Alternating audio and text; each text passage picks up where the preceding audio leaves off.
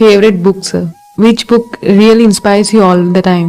Right now, I am reading a very, very great book called as Thinking and Destiny by Harold W. Percival.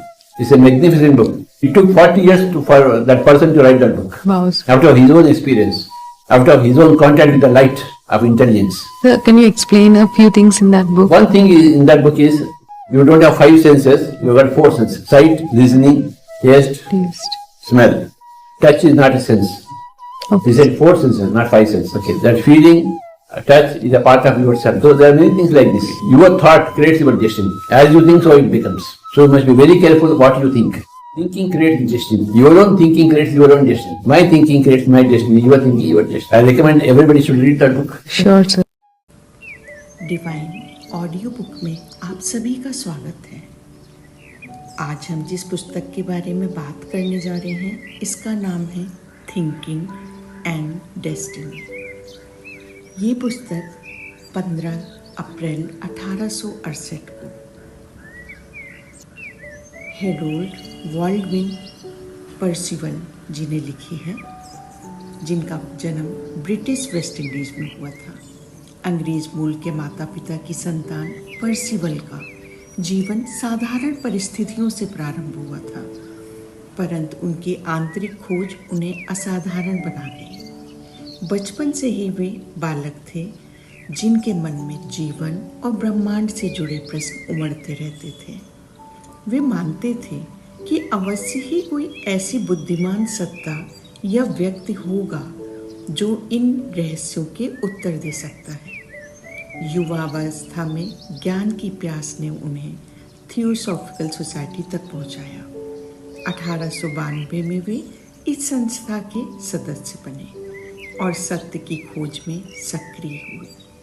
उन्होंने New York की theosophical society independent के संगठन में महत्वपूर्ण भूमिका निभाई और कई वर्षों तक इसके अध्यक्ष भी रहे। 1893 में उनके जीवन में एक अद्भुत और विलक्षण अनुभव घटित हुआ। वो कहते हैं कि उन्होंने चेतना के प्रति सचेत होने की अवस्था प्राप्त की। ये केवल ध्यान का अनुभव नहीं था, बल्कि एक गहन आध्यात्मिक जागरण था, जिसमें उन्होंने चेतना को उसके शुद्ध में अनुभव भी किया। ये अनुभव इतना अद्वितीय और गहन था कि इसके बाद वे 3 बार और ऐसी ही अवस्था में पहुंचे। उन्होंने इन अनुभवों को जीवन की सबसे मूल्यवान घटनाएं बताया, क्योंकि इनसे उन्होंने ऐसी प्रक्रिया को जाना जिसे वे वास्तविक चिंतन, रियल थिंकिंग कहते थे।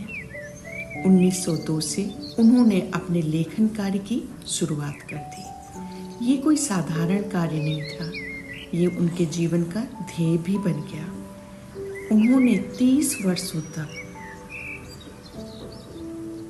अपनी महान कृति पर काम किया और उन्होंने अपने अनुभवों, गहन चिंतन और अनुसंधान को शब्दों में डाल दिया और 1946 में प्रकाशित हुई थिंकिंग एंड डेस्टिनी। ये जो बुक है वो मात्र पढ़ना बौद्धिक कार्य ही नहीं, बल्कि एक आंतरिक यात्रा है।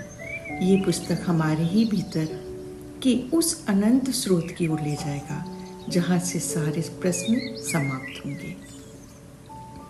और इस तरह से 6 मार्च 1953 को न्यूयॉर्क शहर में 84 वर्ष की आयु में उन्होंने इस जगत को छोड़ दिया, परंतु उनकी देन अमर है। उन्होंने जो शब्द लिखे वे आज भी जीवित हैं। उन्होंने कहा था कि जो व्यक्ति इस पुस्तक को समझता है वे अपने जीवन को भी समझेगा। यही उनके जीवन का संदेश था। सोचो, जानो और जागो। मनुष्य का जीवन केवल कुछ वर्षों का खेल नहीं, बल्कि वो अनंत यात्रा का एक छोटा सा अंश है। हम अपने शरीर को ही जीवन मान लेते हैं, परंतु शरीर केवल एक साधन है। विचारों के नियम के अनुसार जो कुछ भी हमारे जीवन में घटित होता है वो हमारे ही विचारों द्वारा निर्मित है। जब हम ये समझते हैं कि हमारा वर्तमान जीवन केवल वर्तमान विचारों का नहीं बल्कि अनगिनत पूर्व जन्मों का परिणाम है, तब हम कर्म और भाग्य का वास्तविक अर्थ जान पाते हैं।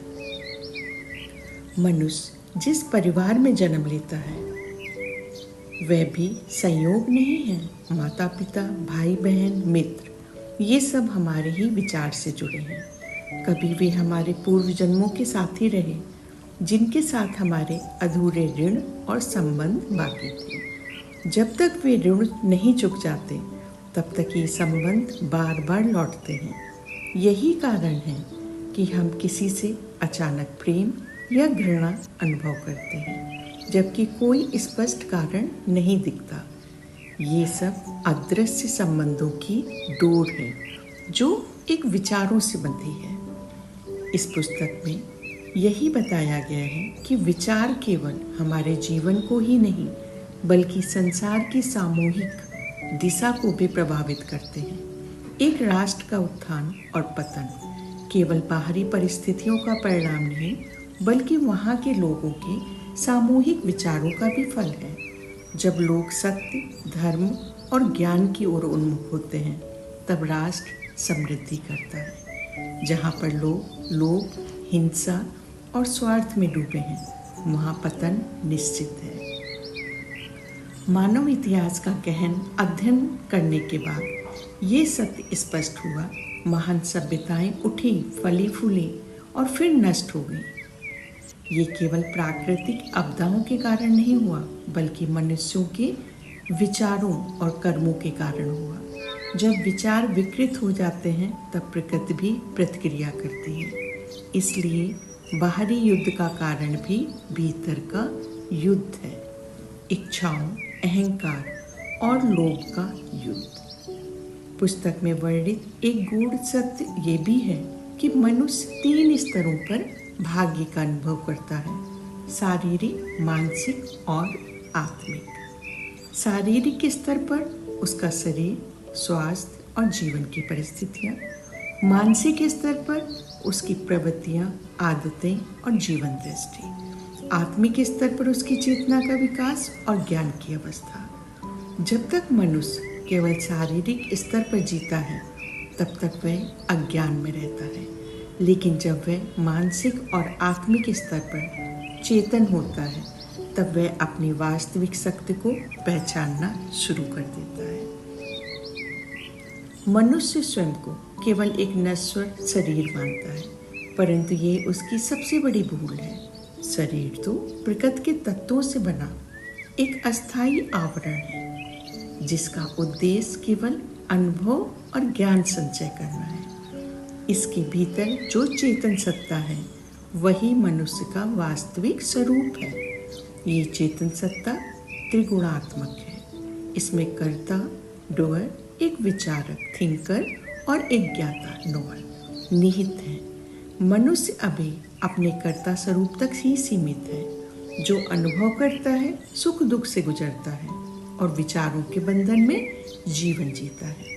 लेकिन उसके भीतर ही एक अमर शक्ति छिपी है जो पूर्ण ज्ञान और शांति का स्रोत है। ये पुस्तक आपको बताएगी कि मनुष्य केवल शरीर नहीं है बल्कि चेतना है और उसका भाग्य उसके ही विचारों से निर्मित होगा। विचार ब्रह्मांड की सबसे सूक्ष्म और शक्तिशाली शक्ति है। प्रत्येक विचार एक जीवित इकाई है जो उत्पन्न होते हैं, कार्य करना शुरू करते हैं।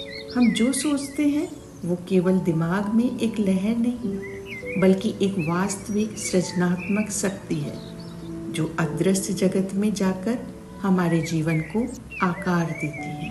यही विचार बार बार लौट कर आते हैं, जीवन में परिस्थितियों के रूप में प्रकट होंगे। यही भाग्य है। भाग्य कोई बाहरी शक्ति या थोपा गया बंधन नहीं बल्कि हमारे ही पूर्व जन्मों और वर्तमान जीवन के विचारों का परिणाम है। मनुष्य अपने भाग्य का निर्माता स्वयं है। मृत्यु कोई अंत नहीं, ये केवल एक परिवर्तन है, एक दरवाजा है जिससे होकर हम एक अवस्था से दूसरी अवस्था में प्रवेश कर जाते हैं। जब शरीर मरता है तब कर्ता डोअर कुछ समय तक उस शरीर के आसपास ही रहता है और फिर एक सूक्ष्म जगत में चला जाता है। वहाँ वह अपने ही विचारों के साथ जीता है। यही उसका स्वर्ग और नरक है। नरक कोई आग का कुंड नहीं, बल्कि हमारी अपनी वासनाओं और इच्छाओं का परिणाम है। जब इच्छाएं तीव्र होती हैं और शरीर नहीं होता, तब वे हमें जलाती हैं। जब विचार शुद्ध होते हैं, तब सुख और शांति मिलती है। इसके बाद कर्ता पुनः जन्म लेता है ताकि अधूरे कार्य पूरे कर सके और एक नए अनुभव प्राप्त कर सके। मनुष्य केवल प्रकृति का दास नहीं है, वह स्वयं एक निर्माता है। उसके भीतर असीम शक्ति है, परंतु जब तक वह इसे नहीं पहचानेगा, तब तक भटकता रहेगा। धर्म और देवताओं का भी इस संदर्भ में गहरा महत्व है, परंतु ये पुस्तक बताती है धर्म केवल एक साधन है, लक्ष्य नहीं। जब मनुष्य धर्म को समझे बिना अंधानुकरण करता है, तब वह अज्ञान में फंस जाता है। देवता वास्तविक है, परंतु वे भी मनुष्य से श्रेष्ठ नहीं।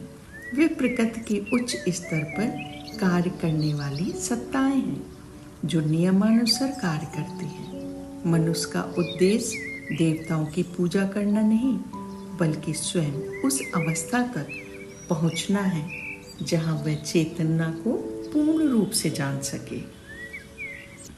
इस यात्रा में एक महान मार्ग है, महामार्ग, द ग्रेट वे। जब साधक आत्म संयम और ध्यान द्वारा अपने विचारों पर नियंत्रण पा लेता है, तब उसके सामने ये मार्ग खुल जाता है। इस मार्ग पर चलते हुए अनेक परीक्षाओं का सामना करना पड़ेगा। उसकी पुरानी प्रवृत्तियां उसे खींचेंगी, इच्छाएं रोकेंगी, परंतु जो दृढ़ रहता है वो आगे बढ़ता है। धीरे धीरे वह शरीर के बंधन से परे उठता है और अपने कर्ता स्वरूप को जानता है। फिर वह विचारक और ज्ञाता तक पहुंचता है। जब ये पूर्णता आती है, तब पुनर्जन्म का चक्र समाप्त हो जाता है। यही मोक्ष है। प्रकृति में सब कुछ प्रतीकों के रूप में विद्यमान है। बिंदु और वृत्त, राशि चक्र, मासनरी के गूढ़ रहस्य, ये सब उस ज्ञान का प्रतीक है जो शब्दों में नहीं कहा जा सकता। बिंदु चेतना का प्रतीक है, अवृत्त अनंतता का, राशि चक्र समय का संकेतक है जो दिखाता है कि आत्मा कैसे जीवन के 12 चरणों से होकर आगे बढ़ती है। मास्टरी की शिक्षाएं भी इसी मार्ग की ओर संकेत करती हैं। वे बताती हैं कि मनुष्य को अपनी चेतना को जागृत करने के लिए स्वयं कार्य करना है। कोई बाहरी शक्ति उसे मुक्त नहीं कराएगी। अतः ये पुस्तक कहती है कि ब्रह्मांड में सब कुछ चेतना से जुड़ा है। चेतना ही मूल है। प्रकृति, पदार्थ, रूप, समय सब चेतना के बिना निर्जीव है। जब हम स्वयं को चेतना के रूप में पहचानेंगे, तब जीवन का रहस्य खुलेगा। तब हम समझते हैं कि हम कौन हैं, क्यों आए और कहाँ जाना। विचार से उत्पन्न बंधन हमें अज्ञान में रखते हैं और विचार से ही मुक्ति मिलेगी। जब विचार पूर्ण रूप से स्थिर और शुद्ध हो जाते हैं, तब हम अवस्था में पहुंचते हैं जिसे इस पुस्तक ने पूर्ण चेतना भी कहा है। यही मनुष्य का परम लक्ष्य है। डिवाइन ऑडियो बुक की टीम की तरफ से हम हृदय से कृतज्ञता व्यक्त करते हैं, जिनकी दिव्य लेखनी के माध्यम से अनगिनत लोगों के जीवन में जागृति और ज्ञान का दीप प्रज्वलित होता है। ये रचना केवल शब्दों का संग्रह नहीं, बल्कि आत्मा के भीतर सोए हुए सत्य को जगाने वाला एक शक्तिशाली मंत्र है। ये बुक हम ब्रह्मांड के उस अदृश्य आशीर्वाद के प्रति भी आभार प्रकट करते हैं, जिसने इस बुक को जन्म लेने और हर हृदय तक पहुंचने का अवसर दिया। हमारी टीम का हर सदस्य इसे एक सेवा और साधना मानता है। आप सभी लोग इस पुस्तक को जरूर एक बार अच्छे से पढ़ें। Thank you.